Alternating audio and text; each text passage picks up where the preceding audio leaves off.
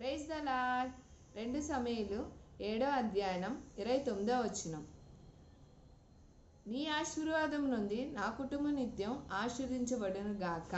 ఆమేన్. ఎంత గొప్ప వాగ్దానమో కదండి. దేవుడు చాలా గొప్పవాడండి.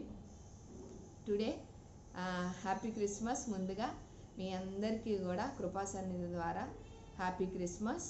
దేవుడు మహాకృపను బట్టి మనం 2024 సంవత్సరం ఆఖరి దినాల్లో మనం క్రిస్మస్ ఎంతో చక్కగా సంతోషభరితంగా జరుపుకుంటున్నందుకు చాలా చాలా ఆనందంగా ఉంది.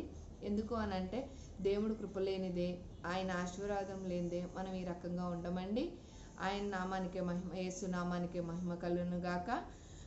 నీ ఆశీర్వాదం ఉంది నా కుటుంబం నిత్యం ఆశీర్వించబడను గాక అంటే దావీదు మహారాజు గారండి ఎంతో గొప్పగా హృదయానుసారుడిగా నడుచుకున్నాడండి. అసలు ఎంత అంటే దేవుడికి ఎలా ఇష్టమో అలా నడుచుకున్నాడు. అందుకే దేవుడు స్వయంగా అంటే నాతాను ప్రవక్త ద్వారా దావీదు మహారాజుకి చెప్పమన్న మాటలు ఎంత చక్కగా ఉంటాయంటే, నీ మటుకు నీ సంతానము నీ రాజ్యం నిత్యం స్థిరమగును, నీ సింహాసనము నిత్యం స్థిరపరచబడును అనేను అంట.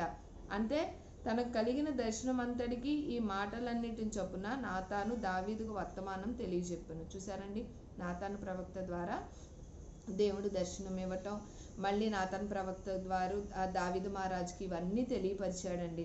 అంటే ఏమని?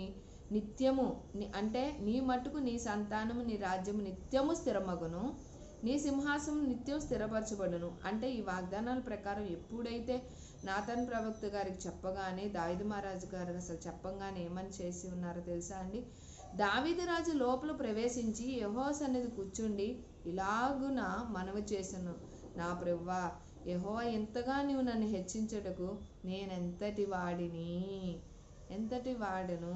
చూసారండి, అంటే నా కుటుంబం ఏ పాటిదని మమ్మల్ని ఆశీర్వదిస్తున్నావు, ఏ పాటిదని మమ్మల్ని నిత్యము నీ ఆశీర్వాదం నుండి నా కుటుంబం నిత్యం ఆశీర్వించబడును గాక అని ఎంత చక్కగా అండి దావీదు మహారాజు ఎంత చక్కగా మాట్లాడి ఉన్నాడో దేవుడితో. మనం కూడా ఆ రకంగా దేవుడితో మరీ ముఖ్యంగా మనం ఎంతో అంటే ఆయనతో సన్నిహితంగా, అంటే చెప్పాలంటే ఒక మంచి ఫ్రెండ్ అండి మనకి యేసుప్రభు వారు. అటు రీతిలో మనం గనక ఆయనతో ఉండినట్లయితే చాలా చాలా హ్యాపీగా ఉంటుంది. అందుకే ఈ క్రిస్మస్ దినాన దేవుడు ఇస్తున్న వాగ్దానం అంటే స్వయంగా అండి ప్రభువు అంటే నీ ఆశీర్వాదం నుండి నా కుటుంబం నిత్యం ఆశీర్వించబడును గాక అని దావీదు మహారాజు ఎంతో ఆనందించారండి.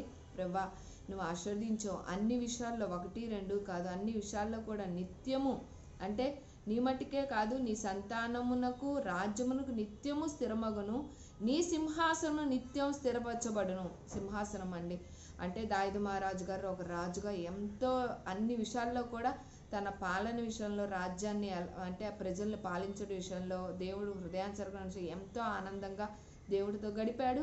ఆ రకంగా వాగ్దానం పొందుకున్నాడు. మనం కూడా ఈ వాగ్దానం ద్వారా మరింతగా దేవుడు హృదయానుసారంగా నడుచుకుంటూ ఈ క్రిస్మస్ దినాన్ని ఎంతో ఆనందంగా జరుపుకుంటున్నాం.